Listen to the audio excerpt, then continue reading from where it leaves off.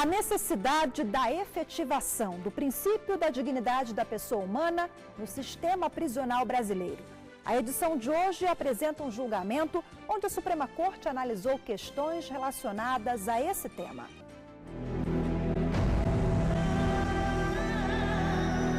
As penitenciárias no Brasil são verdadeiras masmorras medievais. Pessoas condenadas a penas privativas de liberdade não estão compelidas a perder nem a dignidade, nem a vida. Para um quadro crônico, histórico, atávico de omissão do Poder Executivo nesta matéria. É preciso que o Ministério Público faça com que o Judiciário haja e rompa essa inércia.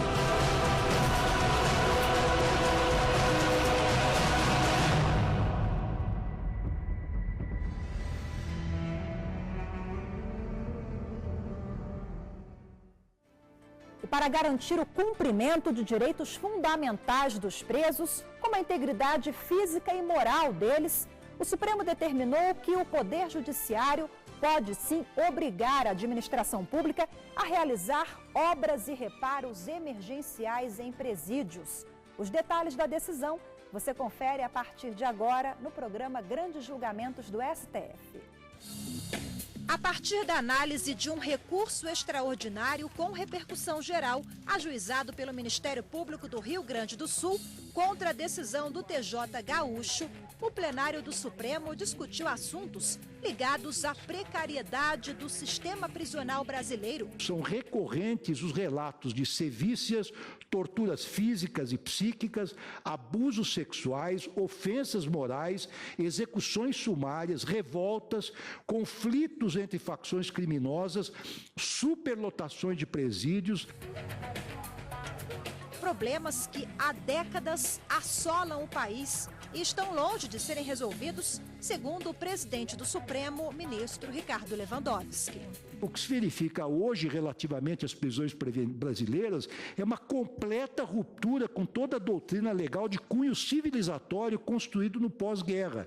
Trata-se de um processo de verdadeira coisificação de seres humanos presos, amontoados em verdadeiras masmorras medievais que indicam claro retrocesso relativamente a essa nova lógica jurídica. Para garantir a dignidade dos presos, os ministros entenderam que é lícito ao Poder Judiciário determinar a realização de obras emergenciais em presídios, mesmo que a administração pública argumente que não tem recursos financeiros para a medida. O presidente da Suprema Corte, ministro Ricardo Lewandowski, foi o relator do recurso extraordinário que pedia a intervenção da Justiça em casos extremos. O Estado do Rio Grande do Sul, no caso em tela, estava sendo omisso com o direito à integridade física e moral dos presos, ou seja, estava ferindo a dignidade da pessoa humana, o princípio constitucional primordial. Então, quando o Estado se omite na prestação desse direito constitucional, pode o Judiciário se impor. Pode o Judiciário impor à administração que realmente faça efetivar esse direito. Antes de parar no Supremo, o caso foi julgado pela Justiça de Primeira Instância do Rio Grande do Sul. Na época, em 2006, um promotor ajuizou uma ação civil pública pedindo que o Poder Judiciário determinasse a realização de obras emergenciais no albergue estadual de Uruguaiana, no Rio Grande do Sul. O caso aqui, sob análise, é singelíssimo.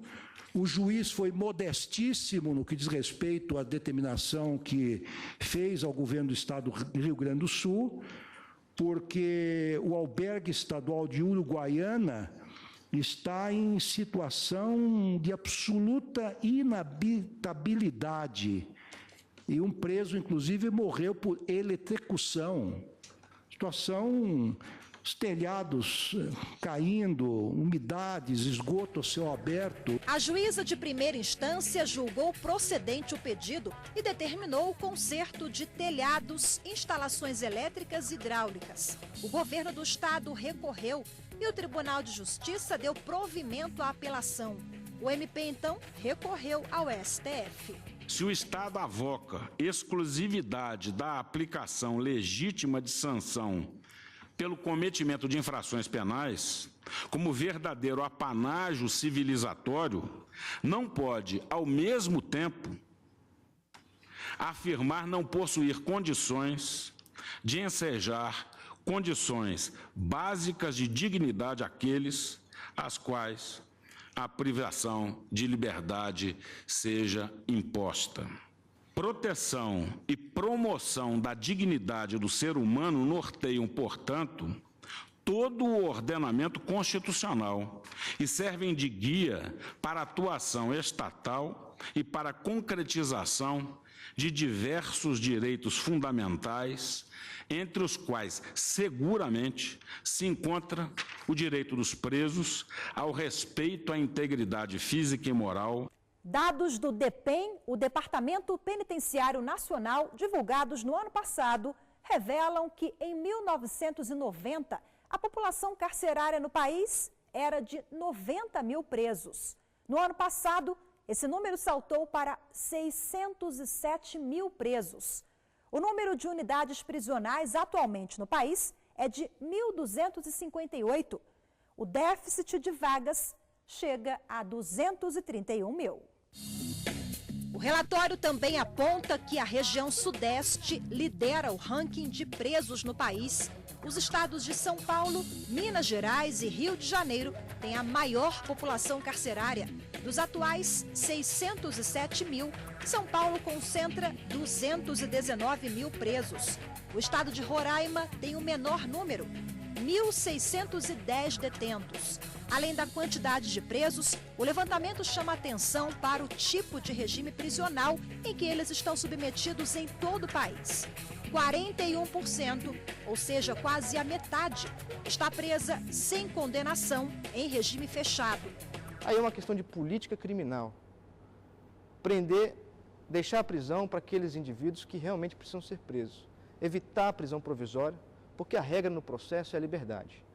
E a prisão provisória é a exceção, devidamente justificada, motivada. A decisão dessa Suprema Corte hoje, no sentido de se reconhecer ao Poder Judiciário a legitimidade de se determinar ao Poder Executivo que se reforme, ou que se amplie, ou que se construa um novo presídio, que esse reconhecimento seria importante do ponto de vista de se iniciar um processo de modificação de toda essa problemática nacional. O programa faz agora um rápido intervalo e volta a seguir com os votos dos ministros sobre esse recurso que discutiu a intervenção do Judiciário na realização de obras emergenciais em presídios. Até já!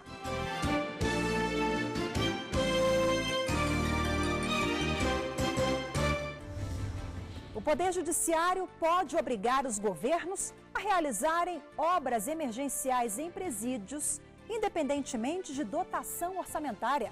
É essa decisão do plenário do Supremo Tribunal Federal que você confere na edição de hoje do programa Grandes Julgamentos do STF. É importante dizer que o Judiciário não passou a ser gestor do sistema carcerário no Brasil, continua sendo executivo.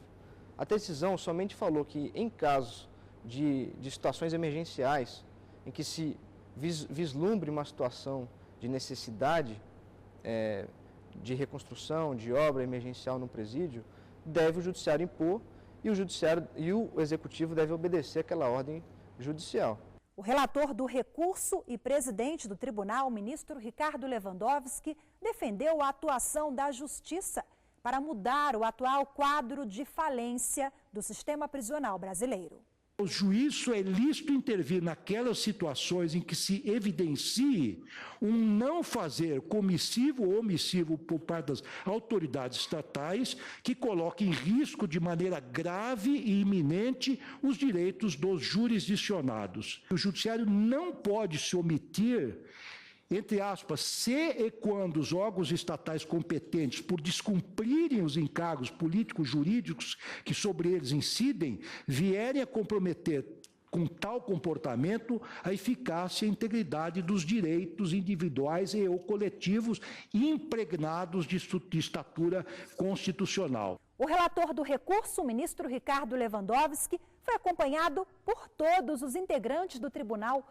A Suprema Corte entendeu que o Executivo não pode invocar o princípio da reserva do possível para deixar de cumprir decisão que o obrigue a realizar obras em presídios.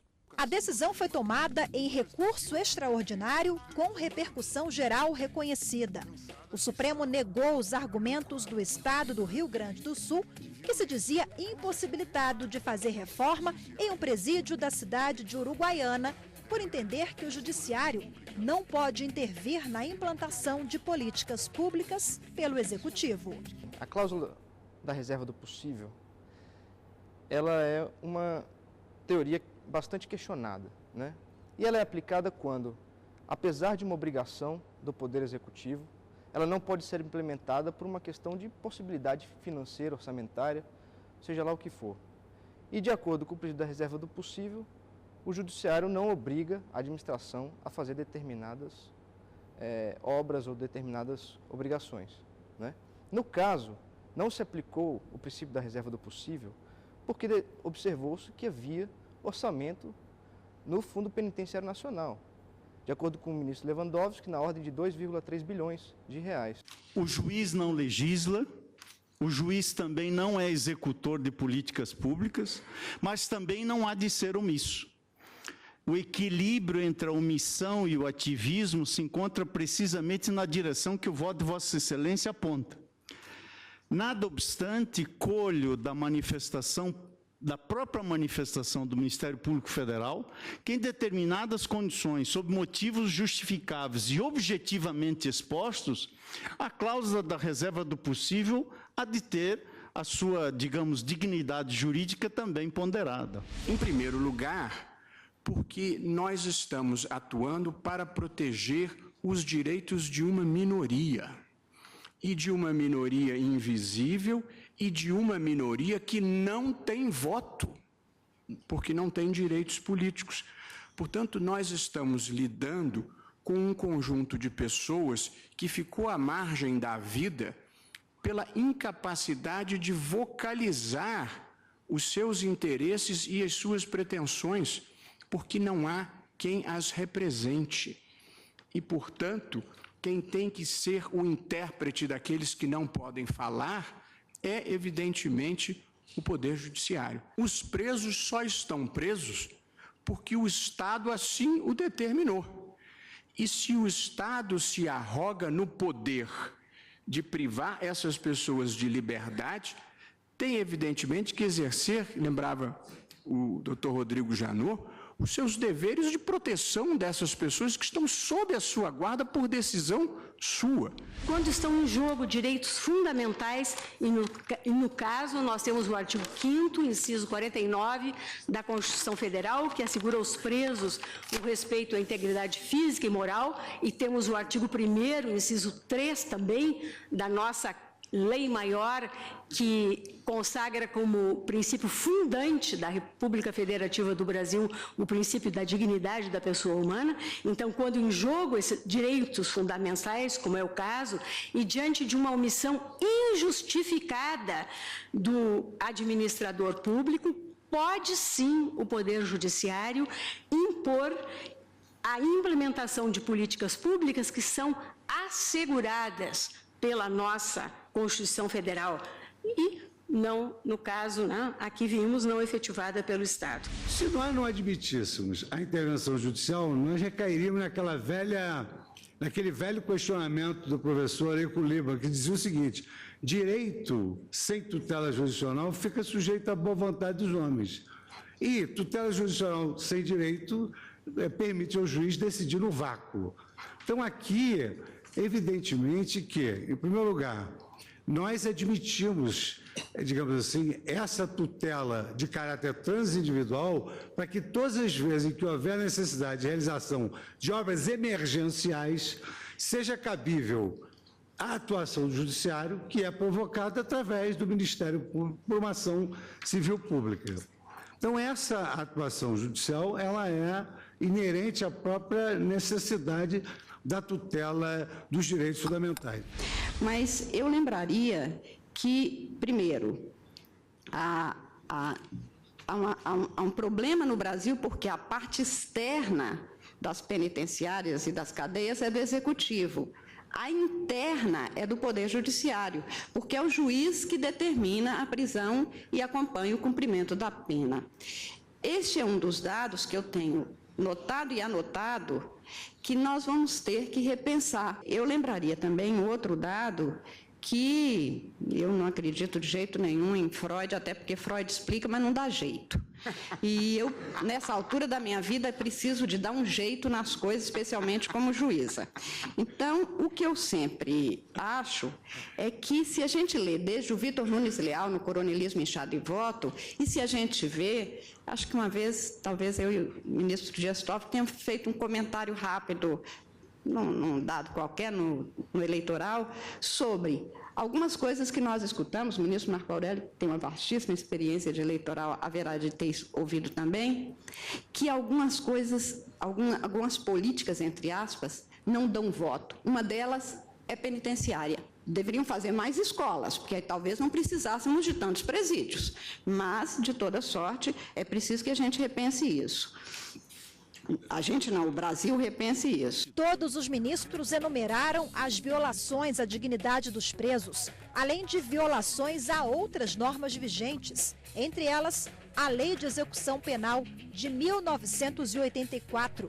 É preocupante e tem consequências, inclusive no que concerne a aspectos sérios de segurança pública.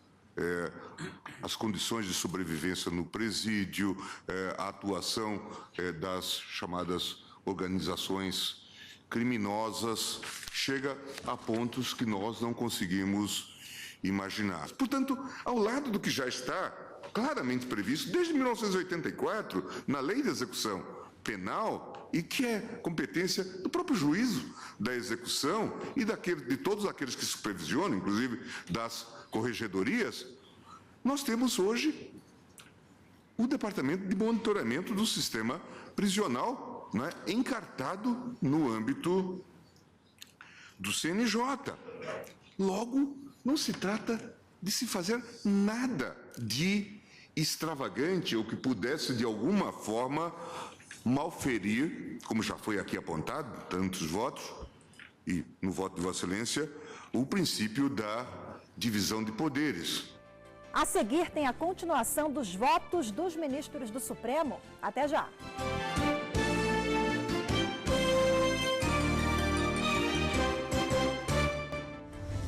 Estamos de volta com o programa que apresenta hoje o julgamento de um recurso extraordinário que pedia a intervenção do Poder Judiciário para a realização de obras emergenciais em presídios, que com a precariedade afetam diretamente a integridade física e moral dos presos. A decisão do plenário teve a repercussão geral reconhecida pela Corte e valerá para todo o país. A decisão foi por unanimidade. Durante o voto, o ministro Gilmar Mendes contou que em recente visita de representantes de uma comissão de direitos humanos, a mãe de um preso fez graves revelações sobre as condições de dentro dos presídios. Mas ela deu uma outra informação que me pareceu relevante. Também o transporte para a visita, e é o caso de São Paulo, Vossa Excelência sabe muito bem, presídios localizados no interior, esse transporte também, ou as condições de transporte, muitas vezes são difíceis. E os ônibus pertencem também ao PCC.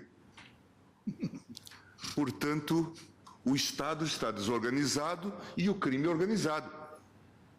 Portanto, quando nós falamos em todas essas más condições dos presídios, nós também não estamos discutindo apenas a questão de direitos humanos, estamos discutindo a questão de segurança pública. Condições adequadas nos presídios vão permitir um policiamento adequado, vão permitir um monitoramento da situação, dificultar talvez a organização, a sociedade, com muita justeza talvez, não compreende muitas vezes a colocação do tema numa perspectiva de defesa dos direitos humanos. Cansada que está do quadro de impunidade e de violência. Mas esse tema está associado, inexoravelmente, à ideia de segurança pública. À medida em que tenhamos presídios com condições dignas, também o tema de segurança pública estará sendo devidamente contemplado. Os problemas enfrentados pelo Estado e pelo Poder Judiciário no combate à atual crise do sistema prisional brasileiro, além do grande número de prisões preventivas hoje no país, foram alguns dos desafios apontados pelos ministros do Supremo durante o julgamento deste recurso extraordinário. A situação é notória. É notória no que coloca em segundo plano direitos fundamentais.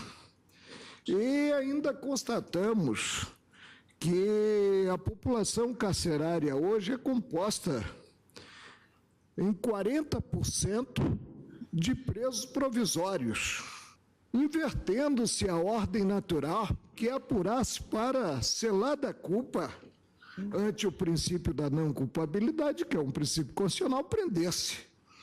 E 60% de presos que estão cumprindo pena imposta considerado título condenatório precluso na via da recorribilidade. Você vive no Brasil, em matéria de execução penal, um mundo de ficção.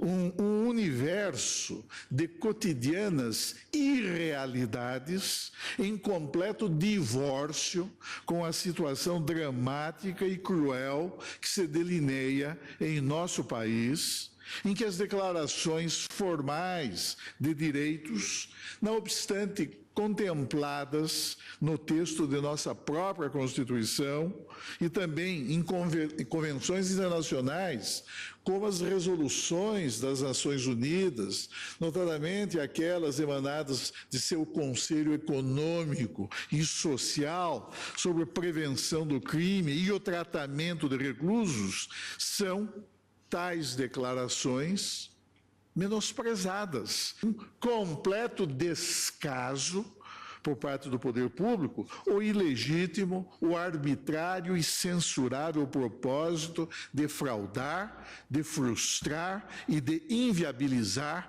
o estabelecimento e a preservação em favor da pessoa e dos cidadãos de condições materiais mínimas de existência. Durante o julgamento, o presidente do Supremo e relator do recurso, o ministro Ricardo Lewandowski, também ressaltou que o Fundo Penitenciário Nacional dispõe de verbas que ultrapassam os 2 bilhões de reais, que devem ser usados em obras e melhorias das penitenciárias no Brasil. O FUPEM arrecadou, só neste ano, arrecada 500 milhões por ano e nesse ano 1/3 foi bloqueado.